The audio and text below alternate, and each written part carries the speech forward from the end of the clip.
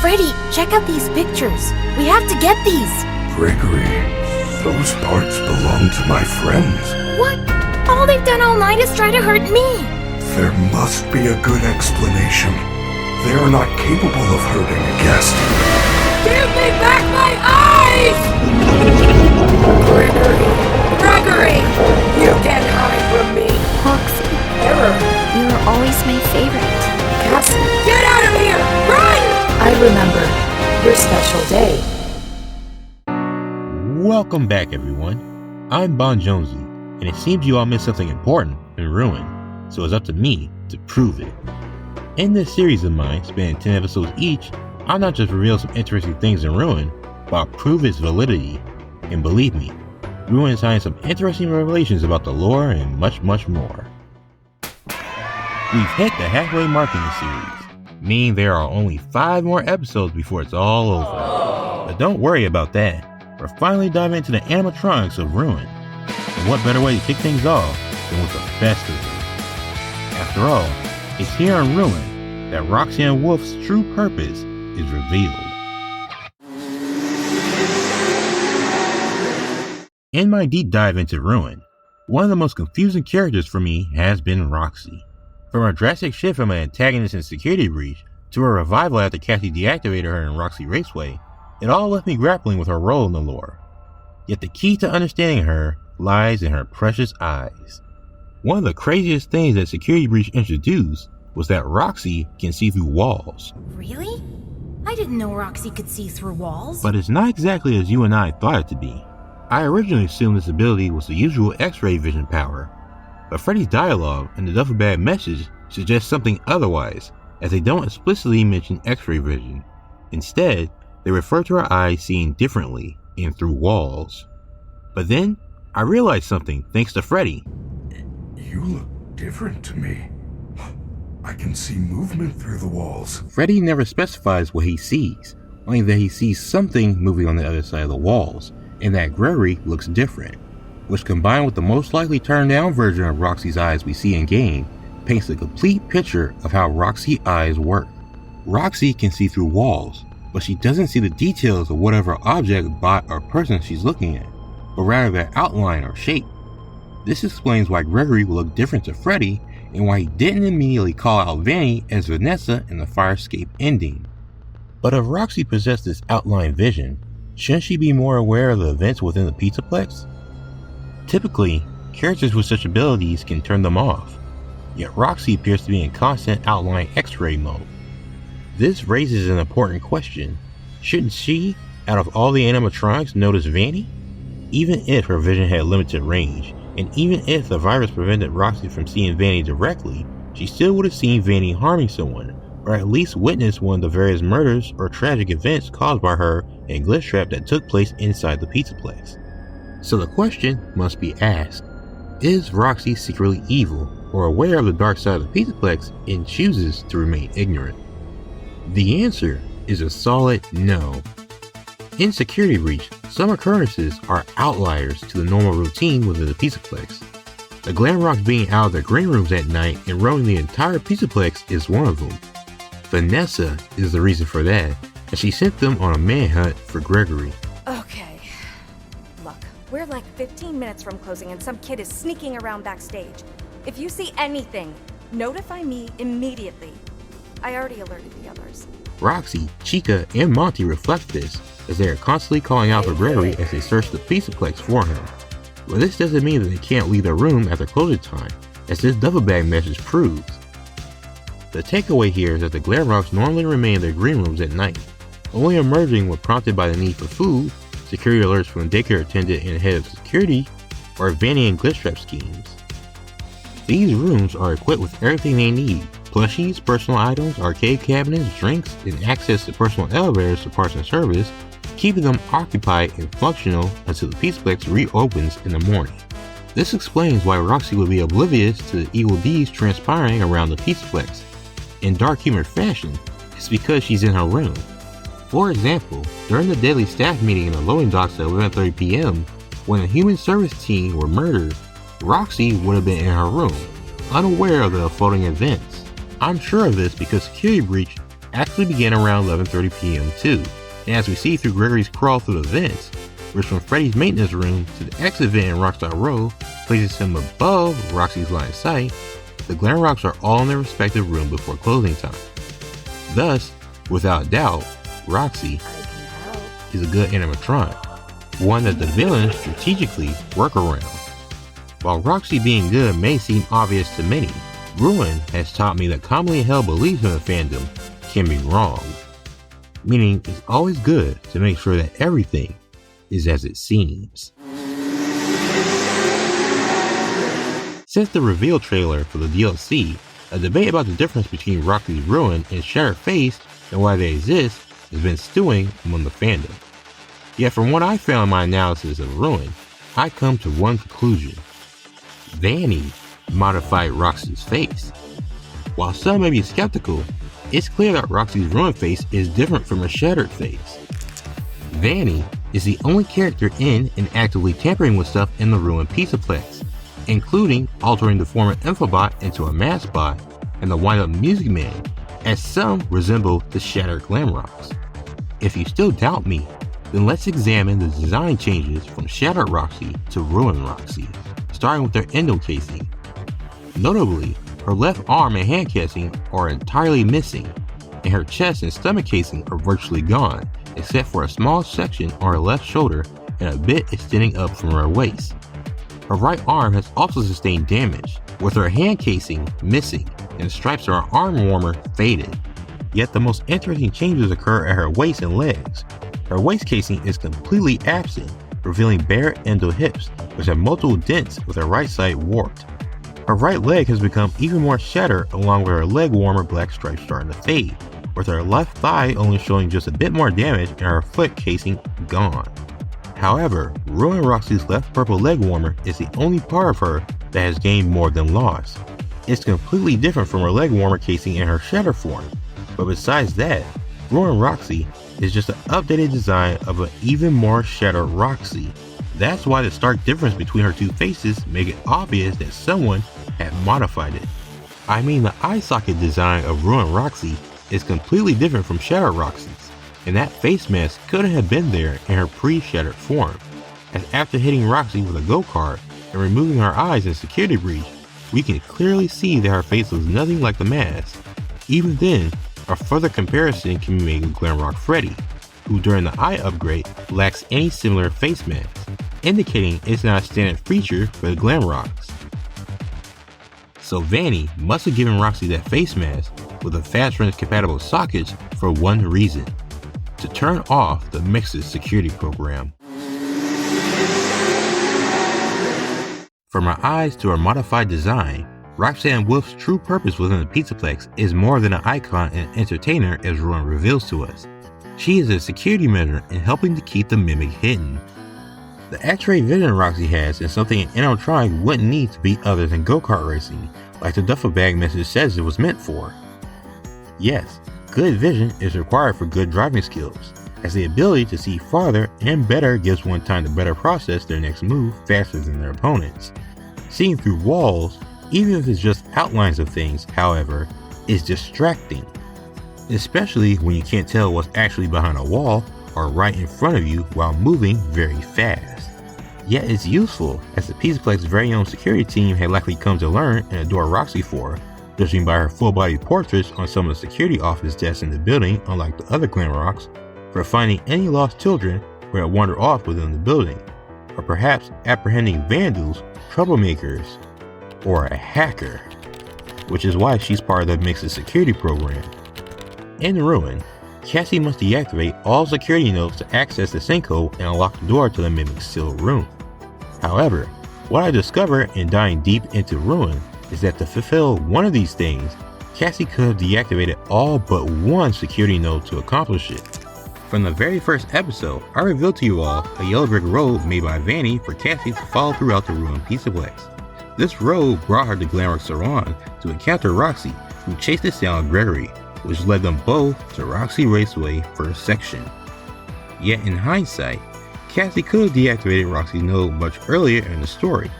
Sure, Roxy needed to remain still for Cassie to do it, but there are plenty of things in the first section of Roxy Raceway for the villains to pin her down long enough for Cassie to do it. Vanny could have even taken a page out of Gregory's book and pinned Roxy down with the go-kart that she set up to block the path behind Cassie. The villains clearly knew that Roxy was a security node way before Cassie did, considering that Vanny's yellow brick road ends pointing towards where Roxy was already perfectly pinned and ready for deactivation when Cassie arrived. Hold it! To prove any skeptics wrong, let's examine the area closely to prove that this was not a self-inflicted accident, as the area reveals a lot without saying anything. I mean, what was Roxy doing under a random car? 1. Roxy couldn't have caused the rack holding the container to collapse by jumping or bumping into it from the front, as large, undamaged crates were sitting in front of the rack. 2. Roxy couldn't have pushed those large crates into the rack and caused the rack to collapse because there's still a noticeably large gap between the rack and the crates. 3. Roxy couldn't have caused the rack to collapse by knocking into its right side pole because the forklift pinning Roxy is far left from where Roxy would have been standing to hit the right pole. 4. The forklift had fallen on Roxy while she was standing sideways to the rack, not facing it like she would have been if she was messing with the crates in the rack. If she was facing the rack when the forklift fell, she would have been pinned on her chest with her head sticking out from the back of the forklift, not pinned by her waist on the side of the forklift like she wasn't paying attention to the rack before something from it fell on her. So evidently, the villains clearly set Roxy up, knowing she was a security node. But why Cassie didn't know that there was another security node after Bonnie Bowl and Blast is because she asked Helpy a very specific question after the mimic said that he was in the sinkhole under the raceway. Sinkhole under the raceway? Under the raceway. Helpy, how do I get down there?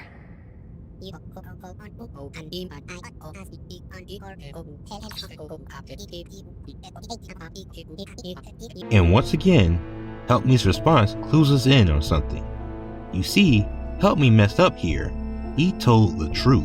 Roxy's deactivation was not required for Cassie to be able to go underground. All she needed to do was deactivate the security nodes in Blast and Bonnie Bowl. In fact, the game itself proves this. Whenever a door is locked by a security node, the game visually shows a connection through a digital yellow tube in the AR world.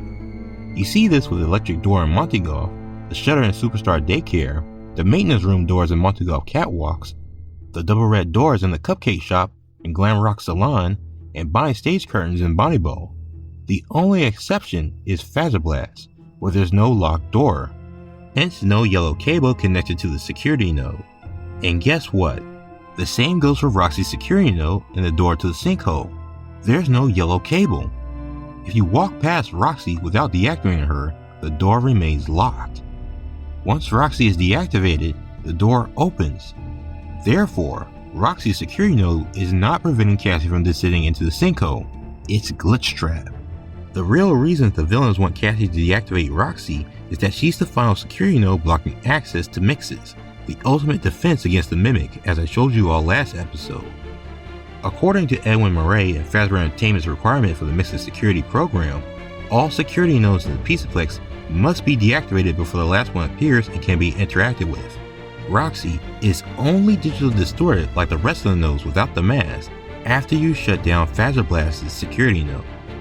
Roxy's software is directly tied to the Mixes machine, which was designed to keep the Mimic hidden.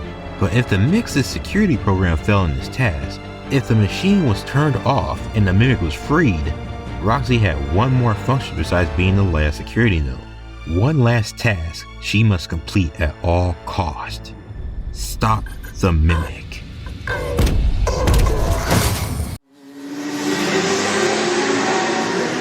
We were all shocked by Roxy's sudden reappearance in the Mixes room after we unsealed it. We had all thought Cassie had successfully deactivated her at Roxy Wasteway. Even Glitchtrap might have too, in fact. He, at least from the pause menu quotes, believed once the final security node is disabled, Roxy will remain permanently deactivated. Deactivate the final node, Don't think, just do it. Don't feel bad. It was for the best. This is the only time in Ruin where Glitchtrap's menu dialogue is angry in its phrasing and fully demanding in its language, indicating his frustration at the potential failure of his plan. However, after Cassie does it, we see that he quickly reverts to his usual demeanor, offering Cassie seemingly comforting words. Whether or not his sympathy was genuine or merely a facade, his remarks feel like condolences, like words spoken as if the sick family dog needed to be put down. It acknowledges Roxy's demise rather than anticipate her recovery. But if the villains, along with Cassie, thought Roxy was deactivated, then why wasn't she? It's because Roxy isn't just a security node. When Cassie plugged her faz wrench into Roxy's eye socket, the screen displayed the familiar words, AR Security Network. For the longest time in my analysis of Ruin, I couldn't figure out why Sun said, "Not me, the other me!" when you approach the daycare attendant with the mask on after completing all the generator tasks. But now, I understand. The faz wrench is a unique tool in the Pizzaplex. Its function can be altered by wearing the mask. Just like changing a setting on a tool, wearing the mask changes the faz wrench so it can now affect the network and anything connected to it. When Cassie put on the mask and plugged her faz wrench into Roxy, she was only affecting Roxy's security network program, not Roxy's main programming. As a result, when Cassie deactivated Roxy's network programming, she experienced glitches and began repeating past voice lines, a sign of her system crashing due to the changing of a significant part of her programming, which then led to her shutting down and rebooting. And when she finally powered back on, she knew to immediately go straight down under the Pizzaplex. Unlike what you may think at first, Mixes couldn't have called Roxy down when he reappeared after Cassie shut down his machine. The timing doesn't match up from Mix's reappearance and Cassie meeting the Mimic to Roxy saving Cassie from the Mimic, when you take into account the distance from Roxy's Raceway and that Cassie had a good head start on Roxy before she rebooted. No, Roxy wouldn't have made it in time to stop the Mimic from killing Cassie if she had been alerted by Mixes when he appeared in the sinkhole. The only way Roxy could have made it in time to save Cassie was if she knew to go down after she rebooted, when she realized her security node had been turned off. Because remember, Roxy is the last security node.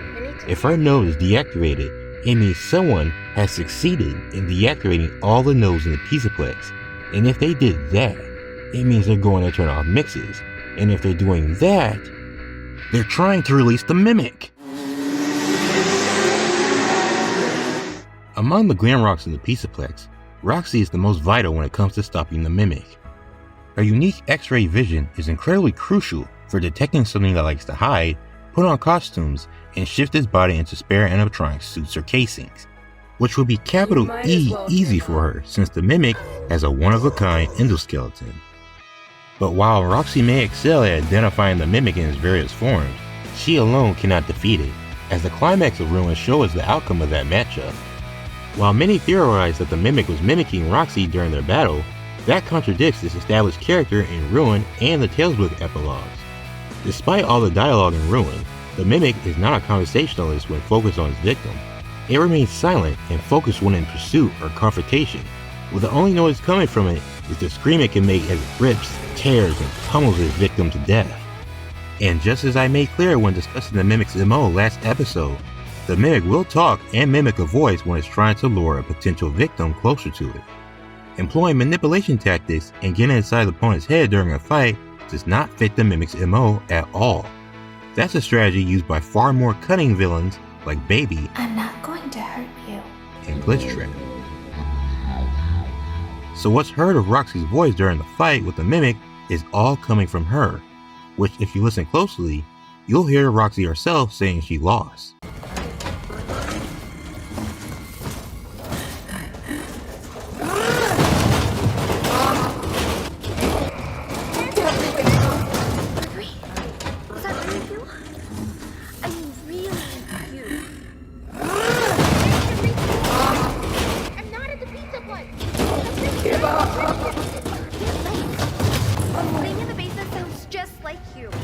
How do I know this is you for real? Is there another option? How? Just follow.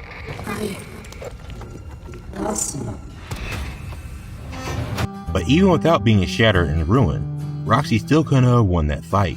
The Mimic's greater height, reach, and adaptability, like changing into its 9-legged spider form from the Tales book Tiger Rock epilogue, always give it the advantage over her.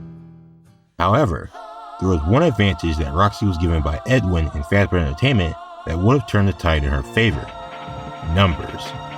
After all, she's just one of 5 members of the Glamrocks.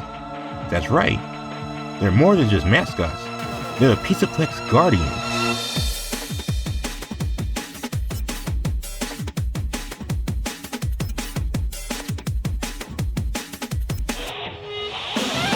Just like the toys before them, whom you find plushies of in all but one's green room to hint at this, the Glamrocks serve dual roles as entertainers and security in the Pizzaplex. That's why they're all connected to the security protocol, why security nodes are all placed in their attractions, and why they have upgrades that far exceed what is necessary for entertainment. It's all for when mixes discover a hacker attempting to free the mimic, and when that hacker succeeds in turning off mixes. The Glamrocks were tasked with preventing the mimic from reaching the Pizzaplex. This is why they're familiar with the layout of Freddy Fazbear's Pizza Place, the sinkhole restaurant that was once Pizzeria Simulator, and why they appear there during the Burn Trap boss fight and security breach. It's to cut off the mimic's escape route and stop it. Roxy with her unraveling sight revealing any mimic's disguise and hiding spot. Chica with a voice emitting high-pitched sounds to disrupt his navigation. Monty or Bonnie with enhanced claws that can shred any costume in the mimic itself. And every team needs a leader, and who better than Freddy, the band's frontman, to orchestrate their efforts. After all, Security Breach demonstrates Freddy's leadership in the way he leads Gregory throughout the Pizzaplex, and in being the leader of the band by knowing each of the members' strengths and weaknesses. How fortunate. I should now be able to smash through the cyclone fences around the building, the way Monty does. Gregory, did you read that message? It said there is a bag of Monty mystery mix behind the bowling alley. Chica goes cuckoo for Monty mystery mix. It's Roxy! What do I do? The doors will not open. Hide. Together, the Glamrocks will overwhelm the mimic. Their combined strengths will ensure the mimic's defeat and resealing, if not for Glitchtrap's interference. Looking back at the plot of the DLC, and Security Breach reveals that Fazbear Entertainment and Edwin implemented safeguards and protocols to prevent the chaos we see in Ruin. But as I said in last episode that I'll restate and rephrase here, nothing they did was in preparation for a digital anomaly that shouldn't have existed. Gradually, those within Fazbear Entertainment who could counter Glitchtrap's influence were eliminated. By the time of Security Breach, the Pizzaplex network was compromised, granting him unrestricted access. Yet, the remaining Glamrocks, while all affected before Freddy entered safe mode, were still intact and operational. To release the Mimic, Glitchtrap needs to ensure none of the 4 animatronics could be used against him by mixes. Yet, Glitchtrap wasn't the one that damaged him. That They get what they deserve. was Gregory. Is it possible that the entire events of Security Breach was something orchestrated by Glitchtrap? Was Gregory's shattering of each of the Glamrocks besides Freddy all a part of Glitchtrap's plan? Is Gregory still evil? No. Glitchtrap, based on what I gathered from all the New Era games, would never have allowed Security Breach to unfold as it did. There was way too much for him to lose, as we could see from the endings of that game, where both he and Vanny could be killed by Gregory. Glitchtrap manipulates events to ensure that even when his plans go south, the outcome remains beneficial to him. Meanwhile, Gregory, though he does questionable actions like dropping Cassie in the elevator, also shows goodness through his concern for the local residents' disappearance. If I leave now, nothing will change, will it? There will be more disappearances. So somewhere in the shades of gray lies Gregory. But perhaps what's happening here could be related to that code in the secret micro room in the Pizzaplex. Break and mend. I built the breath. They hunt now. Drawn to life. Not real. Still me. And frit and fraught with thought and zest and jest. No blunt woes. Dodge, duck, flash, shoot, crawl, run. Crush the vile band. Try not, do not hold out hope. Your life, your aim will save those with soul. That code doesn't make sense for the Glamrocks. They aren't vile unless infected by a virus, and crushing them only weakens the forces of good and the overall security in the Pizzaplex. In fact, the only one who benefits from the message this code presents is the villains. The message could suggest that during his time as GGY, Glitchtrap was grooming Gregory to aid in the eventual destruction of the Glamrocks. After all, Gregory had already helped him infect the Pizzaplex prior to the events of Security Breach. Well, the techs are convinced that you've hacked into their system many times. Fortunately, Gregory managed to break free from Glitchtrap's influence and escape his grasp. However, the seeds of Glitchtrap manipulation had already taken root in his subconscious. So when Security Breach happens, and the other Glamrocks constantly hunt him down by the will of the Vile, Gregory does have another reason to shatter them outside getting upgrades for Freddy. They were trying to take his life. If the Glamrocks are supposed to be guardians, why are they attacking and possibly killing Gregory and Cassie? For instance, why Roxy can kill Cassie in the first section of Roxy Raceway, but let her turn friendly in the last section? Additionally, why does Roxy glitch after hearing Cassie's voice? All these questions have one answer: the Glitchtrap virus. Back in Security Breach, after Gregory discovers the upgrade blueprints for the Glamrocks and parts and service, an argument ensues between him and Freddy. We have to get these. We can upgrade you. Gregory, those parts belong to my friends. I would never do anything to hurt them. What? All they've done all night is try to hurt me. They get what they deserve. There must be a good explanation. They are not capable of hurting a guest. None of us are. It would go against our programming. It seems the new era mirrors the old, as the Glamrock animatronics, much like their toy predecessors, have had their programming tampered with. Someone may have tampered with their facial recognition systems. We're not sure. But the characters have been acting very unusual, almost aggressive toward the staff. Similar to the toy's facial recognition, I suspect the virus messed with what the Glamrock's programming considers a guest, as the animatronics are allowed to interact with their environment and other bots, which could always potentially lead to destroying either of them.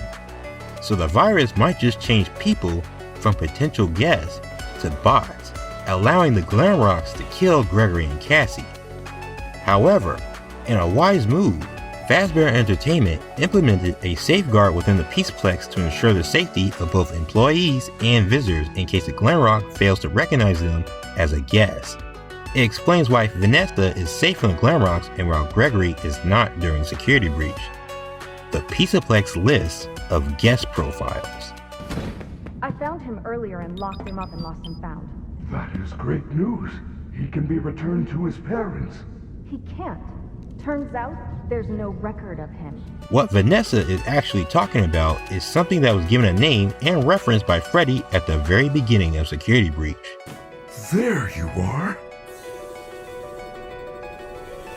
Scanning complete. How odd. Your guest profile is unknown to me. As you might have guessed, a guest profile at the Pizzaplex is an exclusive database entry in the network for each visitor, capturing personal information gathered during their visits, with or without their knowledge. Each Glamrock animatronic would have also had a personal guest profile in their system, to help recognize and never forget a customer should they meet again. Each Glamrock's list would have been eventually uploaded into the Pizzaplex main database of guest profiles, which could be used by the security team to contact the parents of lost children, or as it's probably meant to be used, to market the various merchandise passes and coupons catered to the visitors' interests. In Security Breach, Gregory can be killed by the Glamrocks because the virus deceives the animatronic's programming, and he's not registered in any guest profile of the network. In contrast, Cassie has a guest profile recorded in the Pizzaplex. Her profile would have been registered during her time spent in Superstar Daycare or on Foxy's log ride. With her father working at the Pizzaplex, it means both of their profiles were stored in the databank of the Pizzaplex too, and any info they willingly gave up, like place of residence or a way to contact, gave Glitchtrap all that he needed to message Cassie to come to the ruined Pizzaplex. But there's one more place that Cassie's guest profile would have been registered into. Roxy. Cassie. Welcome back, Cassie. You remember me? Having spent time with her alone on her birthday when none of Cassie's friends showed up, Roxy would have had her own guest profile of Cassie in her personal databank independent of the Pizzaplexes. This is why Glitchtrap strategically ensured that Gregory's voice was used by Cassie to lure Roxy, rather than her own. As seen at Roxy Raceway, Roxy would experience internal conflict between the Glitchtrap virus, which perceives Cassie as non-human and destructible, and her programming, which identifies Cassie as someone she met on a special day from her eternal guest profile, and not to harm guests. All of this would eventually end it in a series of errors that would have caused Roxy to softly reboot, perhaps even in safe mode, where she'll recognize Cassie and that she's a guest.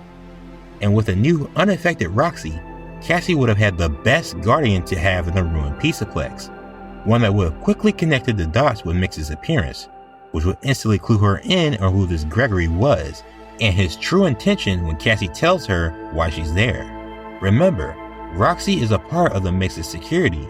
Those lines running across her body, just like the daycare attendant, are because both are connected to another source outside of the Pizzaplex network. For the daycare attendant, it's the Balloon World arcade machine, but for Roxy, it's the Mix's machine. Ultimately, this scenario would end with Roxy safely guiding Cassie out of the Pizzaplex and urging her to never return like Freddy or Gregory, effectively ruining the villain's plans. And well, Glitchtrap can't have that happen, which leads to what we see play out in Ruin. As for Roxy's digital green replacement parts, that doesn't have anything to do with her connection to the Mix's machine actually. It's all because of Cassie. I said this before, but the AR world is influenced by Glitchtrap. We see this in the way that the dominant color of the AR world is purple, yet among that purple landscape is green, Glitchtrap's secondary color as I discussed in my rule of color theory, which is reserved only for the AR collectible boxes. So between Roxy's green replacement parts and the AR boxes, what is the common factor for both of these things? The answer is Cassie's desire. Unlike the daycare attendant, who is also ruined, connected to a machine, and an animatronic that she personally knows, Cassie, if you couldn't tell, is a fan of Roxy. And if you notice that she's the one behind the collectible descriptions, and if you read them all, you'll uncover a hidden character trait of our dear protagonist of Ruin. She's an avid collector of Fazbear memorabilia. All the collectibles description are either Cassie mimicking that character's memorable trait, reminiscing about things connected to it, questioning things about it or related to it, describing how these AR collectibles don't look real and are hard to see, and how one, in particular, is cute. But the descriptions also reveal that she has knowledge about them that she would only know if she was an avid collector. Like how she knew with certainty that the AR Golden Baby plush was discontinued, knew the origin of the Nightmare plush, and questions if the AR Golden Bonnie plush is a prototype, rather than exclaiming that she found a Golden Bonnie plush at all. Recall that Fazbear Entertainment is actively erasing Glamrock Bonnie stuff from the Pizzaplex, so this would have been a rare and exciting find for any average Joe. But someone with plushie knowledge would instantly see that the golden color is off and ask themselves if it's a prototype. The knowledge of the lunchboxes could have come from her dad, but so could her interest in collecting things in the first place, as her description of the AR Chica lunchbox says, "My dad used to collect these." Roxy, while too big and alive to add to her collection, Cassie will always want her favorite Glamrock to be with her. Cool. Sadly, Cassie, unknowingly following in the villain's plans, had sabotaged Roxy's role as a part of Mix's security, releasing a terrible creature back into the FNAF world.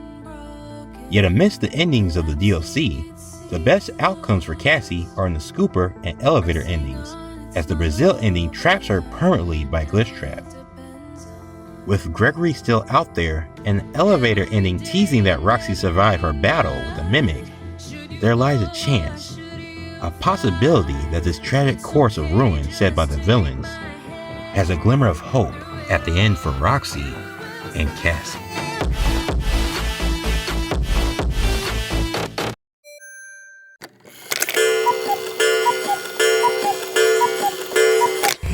It's getting late. Let's get you home. And put you to bed.